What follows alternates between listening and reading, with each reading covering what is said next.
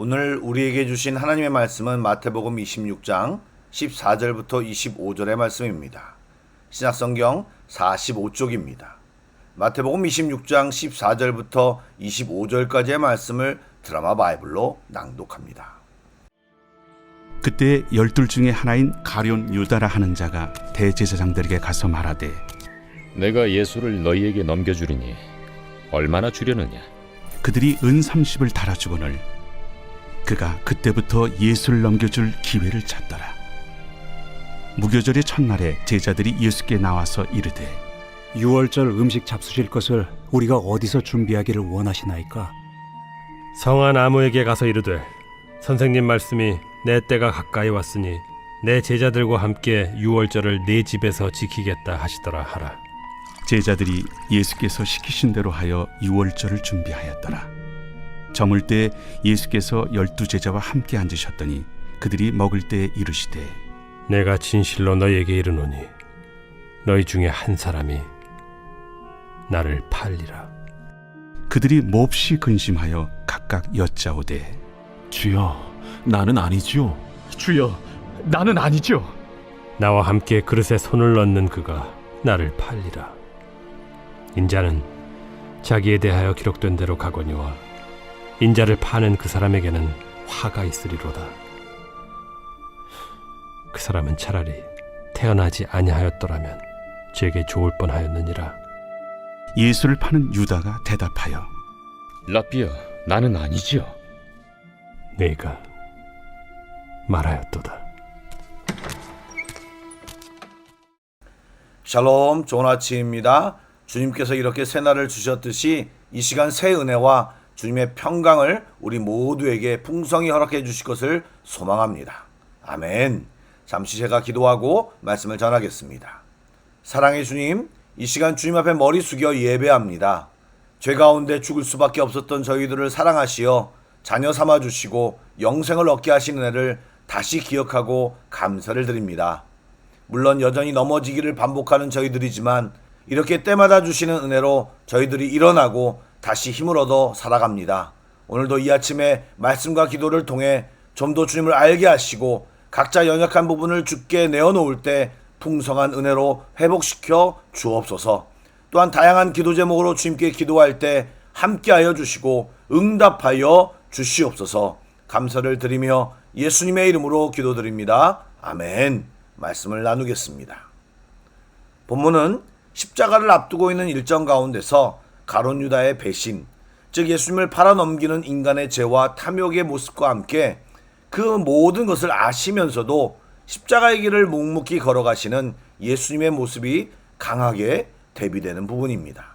이제 설명을 해나가기 전에 바로 앞부분의 내용을 기억하십니까? 예, 베다니의 한 여인이 매우 귀한 향유를 예수님께 붓는 사건이었습니다. 그리고 바로 이어서 유다가 대제사장을 찾아가는 장면으로 이어졌습니다. 베다니의 한 여인은 예수님께 무엇을 드릴까 생각하다가 자신에게 가장 귀한 향유를 부어드렸는데, 오늘 본문의 주인공인 가룟 유다는 대제사장 측과 만나 협상하길 예수님을 넘겨주면 얼마나 줄 것인가를 묻고 있습니다. 그리고 협상 결과 유다는 은 30에 예수님을 그들에게 넘겨주기로 약속하였습니다. 우리들이 이런 본문을 읽으면 쉽게 유다의 배반에 대해 비난하고 정죄하지만 사실 그런 욕심들이 우리에게도 전혀 없지 않음을 인정해야 합니다. 우리들도 주님께 무엇을 드려야 하나를 생각하기보단 주님을 따르면 내게 무엇이 좋은가? 기도하면 무엇을 얻을 수 있지? 내가 교회를 섬기면 나에게 무슨 유익이 있지를 더 생각하기 때문입니다. 물론 하나님께 복을 구하는 것 자체가 잘못은 아닙니다. 문제는 예수님보다 예수님을 통해 얻는 것을 더 사랑하는 것입니다. 사실 그것은 주님을 만홀히 여기는 것입니다. 여러분, 이 시간 나는 주님께 무엇을 드릴까 생각하는 사람인지 아니면 주님을 통해 무엇을 얻을까만 생각하는 사람인지 생각해 보시기 바랍니다. 여러분, 우리는 주님 앞에 철이 든 자녀인지 아니면 자기만 아는 여전히 철없는 자녀인지를 판단해 보아야 할 것입니다. 이제 좀 더 가룟 유다의 말과 행동에 집중해 보겠습니다. 16절에 보니 유다가 그때부터 예수님을 넘겨줄 기회를 찾더라 라고 기록되어 있습니다. 여기서 우리는 죄가 어떻게 커가는지를 발견할 수 있습니다. 큰 죄는 어느 날 갑자기 생기지 않습니다. 실제로는 마음속에 오랫동안 자라는 경우가 많습니다. 야고보서 1장에 보시면 욕심이 잉태한 즉 죄를 낳고 죄가 장성한 즉 사망을 낳는다라는 말씀이 있습니다. 여러분, 행동으로 나타난 죄도 문제이지만 먼저 마음속에 시작되는 작은 생각을 잘 관리해야 그것들이 큰 죄로 발전되지 않습니다. 이 새벽에도 다양한 기도를 드리겠지만 각자 마음속에 자라고 있는 잘못된 생각들이 있다면 주님께 먼저 고백하고 싹을 잘라버려야 합니다. 아울러 인식하지 못하는 잘못된 생각들을 성령의 조명으로 발견해내고 주님께 간구하는 귀한 시간이 되기를 간절히 소망합니다. 그리고 여러분, 유다는 은밀하게 움직였습니다. 대제사장들과 거래했고 예수님을 넘겨줄 기회를 찾았습니다. 그런데 예수님께서 식사 중에 놀라운 말씀을 하셨습니다. 너희 중에 한 사람이 나를 팔리라. 여러분, 이 상황은 예수님께서 모르고 당한 상황이 아닙니다. 누가 자신을 배신할지 알고 계셨고 어떤 일이 일어날지도 다 알고 계셨습니다. 당연히 이후 일어날 십자가의 죽음도 모두 아셨습니다. 그럼에도 예수님은 그 길을 기꺼이 가신 것입니다. 여러분, 십자가 사건은 유다 배신 때문에 일어난 비극적인 사건이 아닙니다. 안타깝게도 유다의 그런 행동이 그 가는 길에 하나의 도구가 더 추가된 것뿐입니다. 그런데 예수님은 끝까지 유다에게 돌이킬 수 있는 상황을 주시고 계십니다.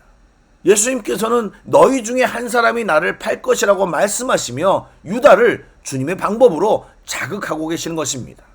저 같으면 유다와 함께 식사도 하지 못했을 것입니다. 당장 그 자리에서 내쫓았을 것이고 그의 가증함과 욕심에 붕괴했을 것입니다.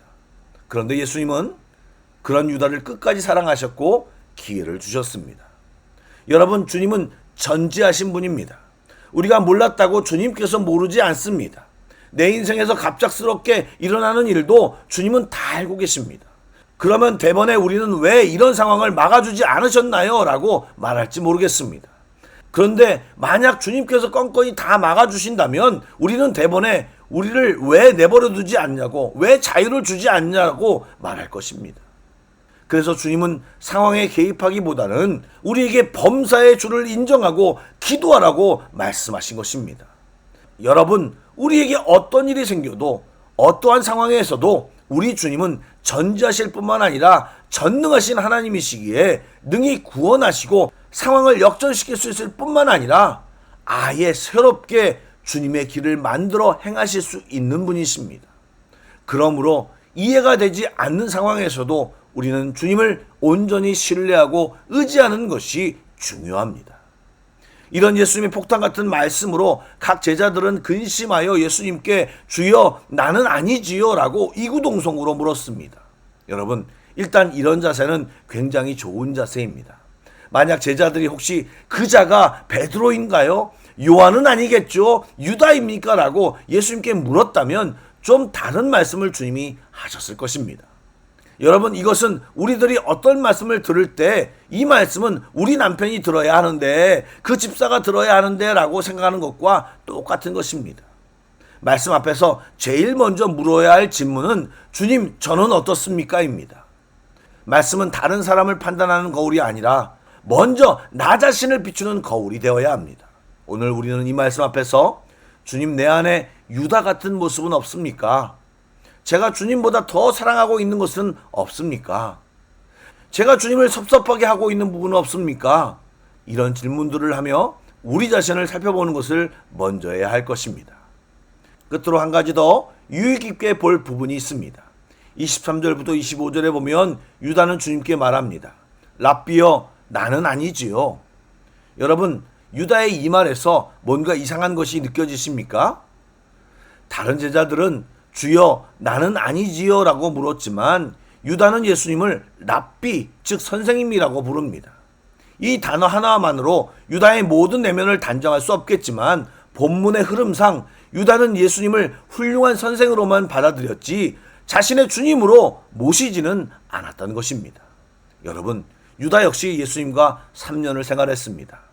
예수님의 말씀을 들었고 수많은 기적도 보았고 제자의 공동체 일원으로 회개를 맡았습니다. 심지어는 지금 마지막 유월절 만찬에도 함께 있었습니다. 무엇을 알려줍니까? 믿음은 함께 있는다고 해서 자동적으로 생기는 것이 아니라는 것입니다. 죄송하지만 이 부분은 모태신앙이나 교회 생활을 오래한 성도들에게 중요한 도전이 되어야 합니다. 여러분은 예수님에 대하여 많이 아는 사람입니까? 아니면 예수님을 나의 주님으로 모시고 있는 사람입니까? 여러분, 교회 생활을 오래 한 것보다 중요한 것은 예수님을 나의 주님으로 모시는 것입니다. 그리고 예수님보다 더 사랑하는 것이 내 안에 자리 잡지 않도록 해야 합니다. 매일매일 살면서 우리 마음에 떠오르는 작은 생각들을 말씀의 거울에 비치고 성령의 도우심으로 발견하고 보혈로 씻고 뽑아내야 합니다. 그런 몸부림으로 우리의 신앙과 믿음이 성장하는 것입니다. 바라기는 오늘 각자에게 주시는 도전을 제대로 받고 결단하는 이 아침이 되길 주님의 이름으로 축복합니다. 아멘. 기도하겠습니다. 사랑의 주님, 오늘 가룟 유다를 살펴보면서 우리 모습도 살펴보았습니다. 우리 안에서 싹트는 욕심들을 잘 관리하기 원합니다. 날마다 말씀의 거울에 비치고 또 성령의 조명을 구하며 죄와 싸우는 저희들이 다 되게 하여 주옵소서. 또한 3년이나 주님과 함께 있으며 주님을 받아들이지 못했던 유다의 고집과 자기 중심적 생각이 우리에게도 있지 않는지 돌아보게 하시며 주님 앞에 겸손히 우리를 내어놓는 또 주님 앞에 서는 이 아침이 되게 하여 주옵소서. 우리 모두에게 세미한 음성으로 이 시간 말씀하여 주시옵소서. 예수님의 이름으로 기도드립니다. 아멘. 계속해서 찬양 한 곡을 묵상하시고 합심 기도와 개인 기도로 나아가겠습니다.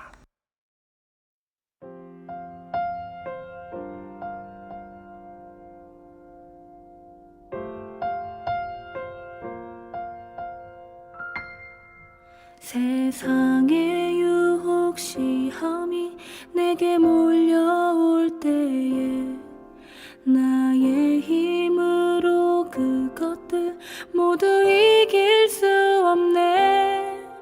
거대한 폭풍 가운데 위축된 나의 영혼 어찌할 바를 몰라 헤매이고 있을 때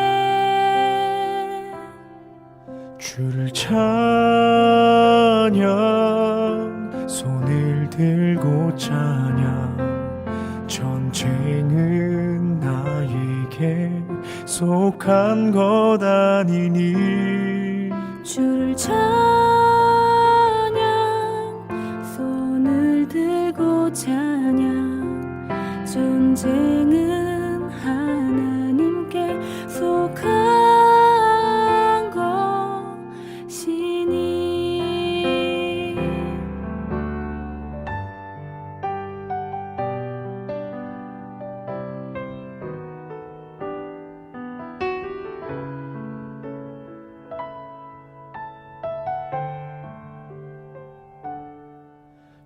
거짓과 속임수로 가득한 세상에서 어디로 갈지 몰라 머뭇거리고 있네.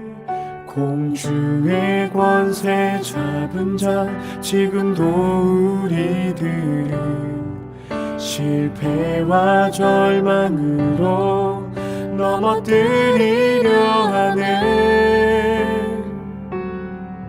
주위를 둘러보면 아무도 없는 듯 믿음의 눈을 들면 보이는 분 계시네.